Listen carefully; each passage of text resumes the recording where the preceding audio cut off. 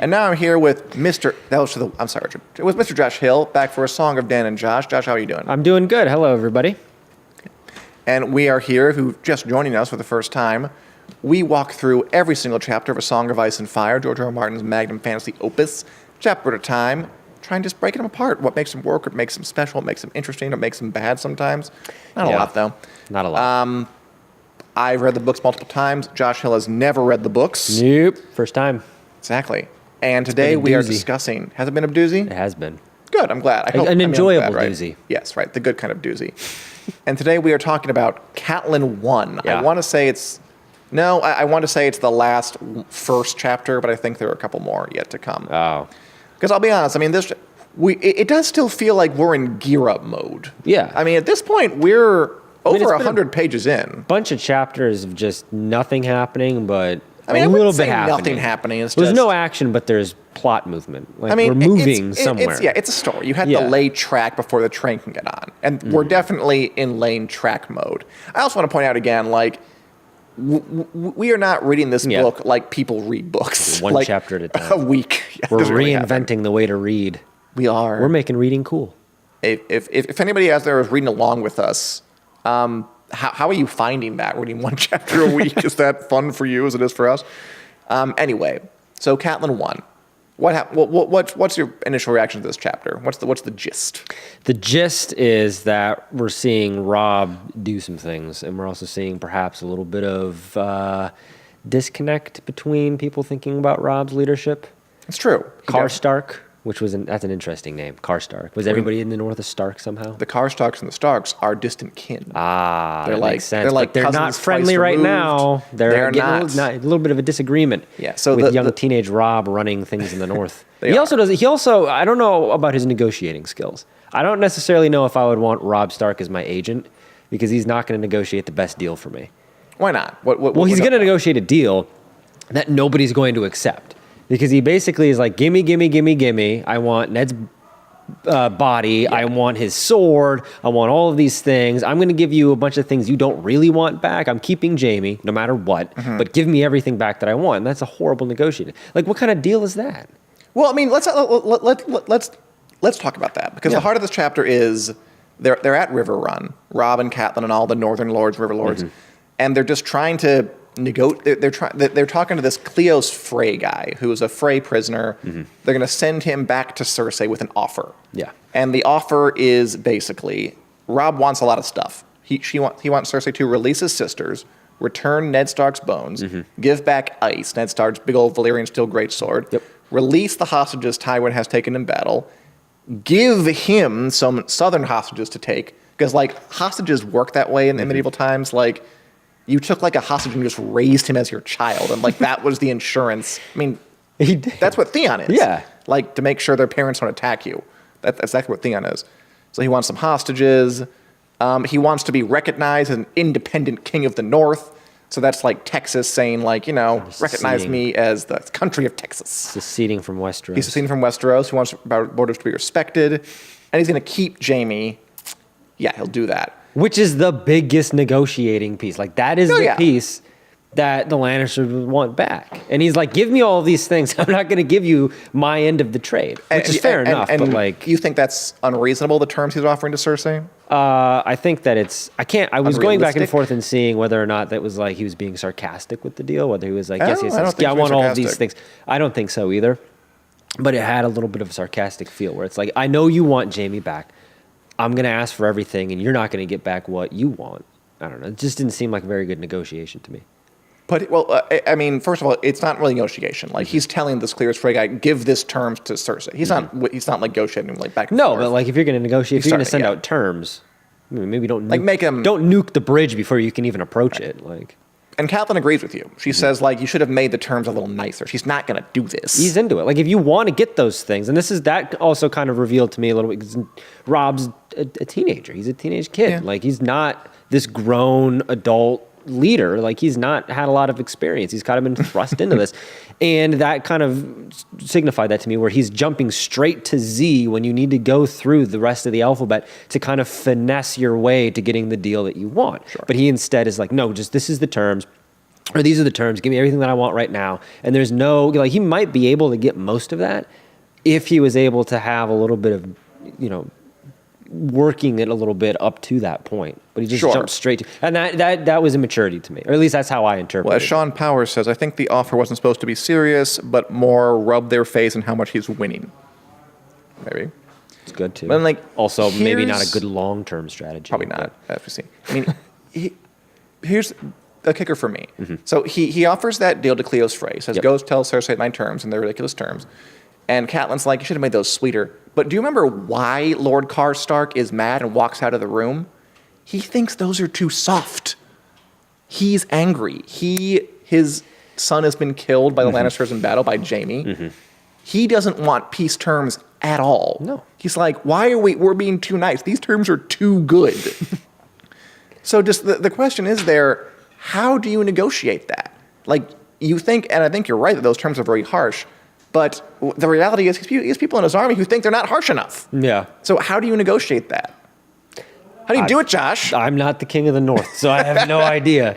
So I'm also not going to any red weddings anytime soon. So there's also that. No, it's he's in a tough spot, and that's why I wanted to highlight his immaturity, because he doesn't know. He's not an experienced leader who would know how to handle a situation like this, where you have to delicately walk this tightrope of being a negotiator who actually wants to get what you want and appeasing the men who are fighting and dying for you, and not throwing them off to the side, being like, you're just pawns in my game. Your opinions don't matter here. And he has to kind of balance that. And I don't think he can, because he swings way too far to the one side. Sure. Whereas Catelyn maybe is more measured. She's more measured, but at the same time, I mean, like, if she had given Catelyn's terms, which I think she'd be willing to give Jaime back if they got the girls back, and they talk about that, I think the lords would be even angrier. So I'm not really sure there is like a way out of this exactly, which is the kind of thing that he's going to confront again and again in this book, or the kind of these books are about. Yeah. Like, what do you do when there is really no good option? But that's what he goes with. We'll see if it bears any fruit. The other kind of big decision point they talk about in here, that's again, we're talking about Robb's leadership, is about Theon. So right now, Robb's problem is, he has the River Lords with him. That's nice. The Northern Lords, that's cool. But Tywin's out there with the Mountain, and he's just burning and pillaging and raping villages throughout the Riverlands. That's bad. Bad. Do not endorse. Yeah, so he's getting pounded there. Yeah. And he's like, I need allies. So he wants to send Theon back to his father, Balon Greyjoy in the Iron Islands. His idea being, well, Theon's his son. He can negotiate for Balon to come on our side, and he can help us fight the Lannisters, and in return, I'll declare him king of the Iron Islands. Not a terrible idea. Catelyn doesn't like it, though. Nope. Here's the point why. Catelyn studied Theon Greyjoy's sly smile, wondering what it meant. That young man had a way of looking as though he knew some secret jest that only he was privy to. Catelyn had never liked it. And her idea is, like, you shouldn't send Theon for Balon. That, like, Theon's your leverage over that guy. It's his son. Yeah. Like, again, that's what the hostage thing is in medieval times. You keep somebody's hostage, some noble, important person, and that's how you guarantee they won't attack you. And, like, don't send it back. Send somebody else. But Robb decides to send Theon anyway. Saying Catelyn's, I like this line, Catelyn was finding that kings do not listen half so attentively as sons. Funny. Who's right here? Catelyn again. Don't send him. Like, I mean, in that case, we have proof. Because we know that Theon ends up joining with his father. Yeah. Balon ends up sacking the north and ends up huge problems. But, I mean, I don't know. If you put that out of your head, you still think that Catelyn is in the right of that? Yeah. I mean, anticipating something bad happening like that is something that has to go into decision making. And again, it highlights the immaturity of Robb. Like, he doesn't make decisions in a measured way. He doesn't approach them in looking at it from all angles. He just kind of goes with I don't want to say he goes with his gut, but it feels like he goes with kind of one of the first couple options that he comes up with. Whereas Catelyn is more, she takes a step back and wants to assess everything, which is a very Ned kind of way of doing things. Didn't turn out so well for Ned, but like there's very much a immaturity in Robb, and we're having a maturity in Catelyn, a leadership that he should maybe be taking some cues from her. But that's the juxtaposition of their decisions. Right. Where Robb's making these bad decisions, in my opinion, and Catelyn's making the right ones. And it's the wisdom of having been in these situations or around these situations before. I mean, I think it's a little harsh to call them bad decisions. Just I don't know, because I really do think there's not a great way out. There's not a way to this that makes everybody happy. No. Like I guess with Theon, it's more clear. You could send somebody else who's not the hostage you're keeping from the guy. That would be smart. But then again, I get it too, because like Robb grew up with Theon. Like they're close, so he figures you're my guy. He's wrong, but he figures it. Yeah. Which is a very Ned mistake to make. I guess so, yeah. This is going to play That's out a certain trusting. way, and it plays out completely differently. What about the idea that Robb refuses to give back Jaime in exchange for his sisters? Like, you could call that mature. You know, if you were just immature, you'd be like, I want my family back. I'll give them what they want. But Robb refuses because he figures Jaime's his only real leverage, which is true. Is that the right call there? Catelyn's against that. Catelyn wants him to get back Jaime, get back Arya and Sansa. Yeah, and I see where Catelyn's coming from with it, and I just don't think that you can. I don't think that specific part of the deal is bad. I think that he took big swings like that and packed them all into one big deal, where he's like, I want omnibus all package of for the things. Cersei? Yeah, he wants all of the things. Where if it would have been just that. Maybe we're having a different conversation, but it's the fact that it was that and this and all of these things, and then a little bit of extra, and then it's like you're going down like the frozen yogurt thing. You're just dumping things in, and you don't want to pay for it at the end. It's like that's not how that works. Which I agree with you. I wouldn't necessarily call it a bad decision. I take that back, but it's not You can. a good If they or say a you right, call him an idiot. a good or a right decision. It is, but again, you're right. There's no what is right. What is the correct way to go what about is right, this? man? There is no Doesn't exist, man. Right doesn't exist. Time is a flat circle, and It's not Robb circle. Stark is just Right and wrong are illusions, man. Get with it. Robb Stark is both right and wrong. There you go. So smart. Anyway, the point of this chapter is kind of get Catelyn to the point where she has an idea. She's like, okay, he needs allies. I don't think he should send Theon to allies. That's stupid. But that Renly idiot is prancing as declaring himself king. I'm going to go hit him up and see if he can help. Not a bad plan. Again, that doesn't quite work, but worth a try. And I mean, as we know, it doesn't work not because Catelyn fails, but because Melisandre births a shadow baby. And it's a whole thing. Oops. Which you really couldn't see coming. I'm sorry. No, that's a plot twist. That's a plot twist. That's going to be a good chapter when we get to that. So that's kind of what happens in the chapter. Yeah. Like plot-wise. I thought it was, I liked the chapter, the style of it. I thought Catelyn and Robb's relationship is cool to me. There's a bit where she gets mad that he won't exchange Jaime for the girls. And she kind of hurts him a little bit. Like accuses him of not caring about his sisters. And it's one of those moments again where Robb he kind of vacillates between important king guy and like 15-year-old kind of my kid. mom. Yeah. Yeah. Like this is my mom and she's yelling at me. It's a weird thing. Which is fun. I like that kind of trait. Yeah. Which again is not really on the show because Robb is a little aged up. He does not look 15 at all. He does not. So I like that. I like the description of his crown at the beginning because I thought it was loaded with symbolism. Robb's crown looked much as the other was said to have looked in the tales told of the Stark kings of old, an open circlet of hammered bronze incised with the runes of the first men, surmounted by 9 black iron spikes wrought in the shape of long swords. Cool crown, right? Of gold and silver and gemstones it had none. Bronze and iron were the metals of winter, dark and strong to fight against the cold. That's a cool crown. That is a cool crown. And again, just very kind of starky, sparse. Like we don't need no gold and silver and gemstones on our crown. We're very austere and We're gonna severe. make this nice and grungy looking crown. Yeah, The kings of the north. it's a badass kind into of it. thing. Whereas if there was a Lannister crown, it would be like dripping in jewels down to Oh yeah. down to your knees because that's their style. And I think he does a good job of kind of imbuing the character of these people into everything, into the way they talk, the way they dress, the crowns they choose to wear. What else goes on there? I do want to underline the importance of oaths again. I think it's really important to do because they come up a lot. So Robb is offering this thing to Cleo's Frey. Like he's making him, you pledge to me, you will tell Cersei this, and then come back here so I can jail you again. Which is it's kind of a weird thing to say.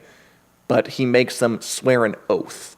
And Edmure Tully, Catelyn's brother, says, every man in Every man in this hall has heard you. If you do not return, the whole realm will know you forsworn. And again, just hammering down how important that is in a world where there is no centralized government or effective centralized government, and there really is no law of the land to speak of. These oaths are hugely important. Like, that's how you get bound to your obligations. You need those things. That's why Jaime is spat upon his whole life, because even though he did the right thing and killed the Mad King, he swore he wouldn't. He swore an oath, and he did. Oops. So you are honor bound to hate somebody who breaks an oath. That's why the Red Wedding's such a big deal, because Walder Frey swears he won't hurt them, and then he does. It's a big deal. So just, that's a constant thing. We get one more, I want to say this will be the last comet interpretation. I don't know. We are 100 pages in. We are still getting new ones. I enjoyed it. It was the Blackfish's interpretation. That's blood up there, child, smeared across the sky. Nice and happy and joyous. It's blood good. smeared in the sky. I enjoyed it. I enjoyed that one. Just nice and simple. Because again, there's a lot of fighting in the Riverlands. Makes sense. He's seen it. Interpretation. I also enjoyed Catelyn doing some title porn, and B, kind of setting this up for us. She talks about Tywin Lannister a bit. She's afraid that Tywin's going to outsmart Robb, which is why she wants to go get Renly to help them out. For Tywin Lannister, Lord of Casterly Rock, Warden of the West, father to Queen Cersei, Sir Jaime the Kingslayer, and Tyrion the Imp, and grandfather Joffrey Baratheon, the new crowned king boy, was the true danger, Catelyn believed. A nice little summary. And you know, these book loves titles. They love them. Oh, yeah. They got to recite those all the time. Anything else to know about this chapter, Josh? No, I think of all these chapters that not a lot has happened.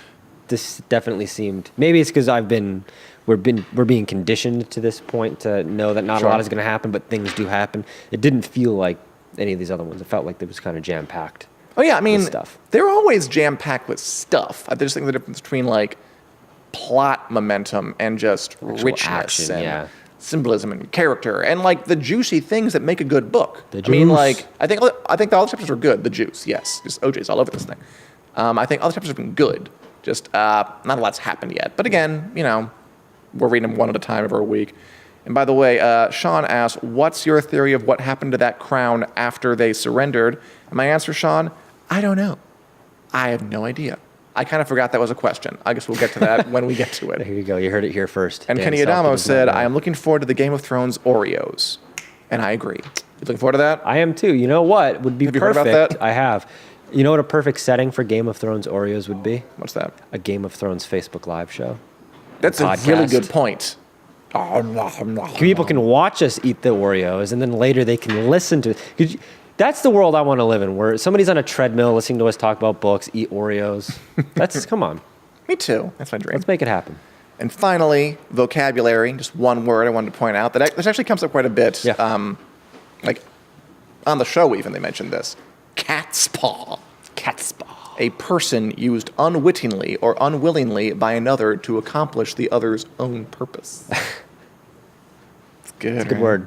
It Cat's is. paw. So, you know, you hire some idiot to, I don't know, do something you don't want to be caught doing yourself.